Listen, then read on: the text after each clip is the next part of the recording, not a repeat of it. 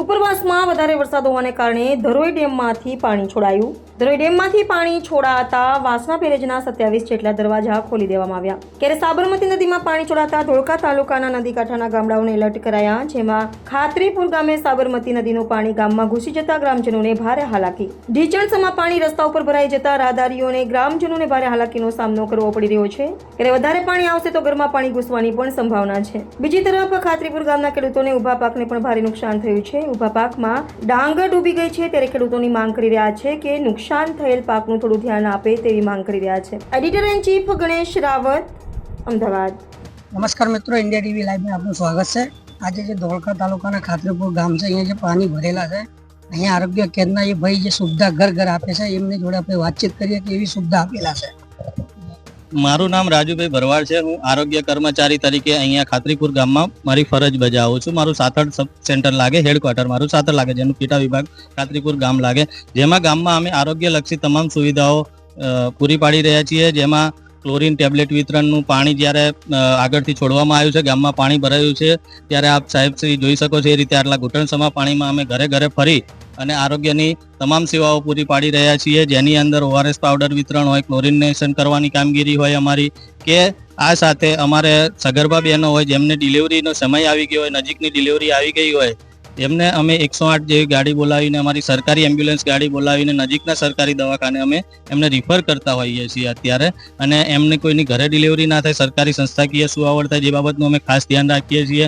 અમારા medical officer Shri, તાલુકા આરોગ્ય અધિકારી શ્રી, અમારા જિલ્લાના અધિકારી શ્રીઓ સતત અમારા સંપર્કમાં રહે છે અને અમને જે માર્ગદર્શન પૂરું પાડે છે એ માર્ગદર્શન હેઠળ અમે આ ગામમાં આટલા પાણીની અંદર સેવા આપી રહ્યા છીએ.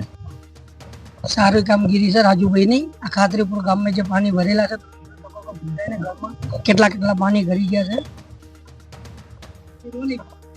મારું નામ ઠાકોર સુરેશભાઈ દોડાભાઈ છે. અત્યારે હું ગામ ખાતરીપુરનો સરપંચ છું અને અત્યારે મારી બાજુમાં ઉભા રહેલા આપણા ગામ ખાતરીપુરના તલાટી કર્મમંત્રી છે. અમે સવારના જો ગામની સેવામાં છીએ, સવારના અહીંયા ઉભા અમે આખો દિવસ ગામની સેવા કરીએ છીએ. અને જો તમારા સામે ઇન્ટરવ્યુ, કારણ કે આજે સાબરમતી પાણીમાં નદીમાં છોડવામાં આવેલું પાણી 95,000 ક્યુસેક પાણી ખાતરીપુર ગામમાં ઓલરેડી 200 થી 300 મકાનમાં ઘૂસી ગયું છે. અને આજે જો તમે જોઈ રહ્યા છો કે પંચાયત સામે પણ પંચાયતમાં પાણી ઘૂસું થઈ રહ્યું છે, જેથી કરીને સાબરમતીનું નદીનું પાણી આવવાથી કારણ કે ખેડૂતોને પણ ઘણું નુકસાન છે. ડાંગરો તો ઓલરેડી બધાને કોવાઈ ગઈ છે. મારું નામ કૃણાલ સથવારા છે. હું ખાતરીપુર ગ્રામ પંચાયતના તલાટી કમ મંત્રી તરીકે ફરજ બજાવું છું. છેલ્લે બે દિવસથી સાબરમતી નદીમાંથી ધરોઈ ડેમમાંથી જે પાણી છોડવામાં આવે છે, એના કારણે હાલ ખાતરીપુર અને આજુબાજુના ગામમાં પાણી ખૂબ જ પ્રમાણમાં ભરાયેલ છે. ગામના લોકોને અગાઉથી સાવચેતી રૂપે આપણે ધ્યાન દોરેલું હતું અને હજી પણ જે લોકોને સ્થળાંતર કરવાની જરૂર પડે છે એમ એ લોકોને સ્થળાંતર કરાવીએ છીએ. અને બીજી જે કંઈ પણ વ્યવસ્થા કરવાની જરૂર પડે એ ગ્રામ પંચાયત દ્વારા પૂરી પાડવામાં આવે. મારું નામ ડાબી દીપક છે. હું PSC આંબલાની અંદર સુપરવાઇઝર તરીકે જોબ કરું છું. અને અમારા PSCના અંદરનું આ એક ખાતરીપુર ગામ છે, જેની અંદર આ આજુબાજુના નીચાણવાળા વિસ્તારમાં પાણી ભરાઈ ગયેલ છે. અને ત્યાં અત્યારે અમારા આરોગ્ય કર્મચારી રાજુભાઈ, ત્યાં CHO ખડે પગે છીએ. આરોગ્યલક્ષી તમામ કામગીરી એ કરી રહ્યા છે, જેવી કે ક્લોરિનેશન કામગીરી, ORS પેકેટ જોતા કોઈ પણ દર્દીને દવા જોતી હોય ઇમરજન્સી તો પણ આપે છે. તેમજ મેલેરિયાને લગતી, NVDCPની લગતી કામગીરી તમામ કરે છે. સાથે જે સગર્ભા બહેનોની નજીકની EDD છે, તે તમામ સગર્ભા બહેનોને નજીકના સરકારી હોસ્પિટલમાં અમે રિફર કરી દીધા છે, જેથી કોઈ બેનની ડિલિવરી ઘરે ન થાય પાણીના આવવાના કારણે. મારું નામ પરમાર પદ્માબેન છે. અમે જ્યારે સવારે સ્કૂલમાં આવ્યા ત્યારે આટલું બધું પાણી હતું નહીં. જે આગળનો રોડ છે ત્યાં સાવ કોરો હતો, પરંતુ 10 જ મિનિટ થઈ અને પછી ગામમાંથી 2-3 જણા અમને કહેવા આવ્યા કે પાણી વધે છે, તમે સ્કૂલમાંથી બહાર નીકળી જાઓ. અને આ સિઝનમાં અમારે લગભગ બીજી ત્રીજી વાર બન્યું છે પાણીના કારણે. ગયા વખતે પણ પાણી આવ્યું ત્યારે અમે 10 દિવસ ગામમાં રહી અને શિક્ષણ આપ્યું હતું ગામ લોકોના ઘરે રહીને.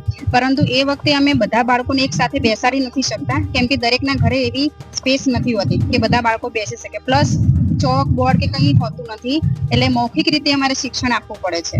અને મધ્યાહન ભોજન છે, સેનિટેશન છે, પરબ છે, એમાં પાણી ઘૂસી જાય છે, એટલે જે સ્ટોક હોય છે મધ્યાહન ભોજનનો એમાં પણ બહુ નુકસાન થાય છે. અને નાના બાળકો તો સ્કૂલે આવી શકતા નથી. અને પ્લસ આ પાણી ખાલી થઈ જાય પછી જે લીલ વળી જાય છે એ સાફ કરાવતા પણ અમારે બહુ સમય લાગે છે અને રોગચાળાની દહેશત રહે છે.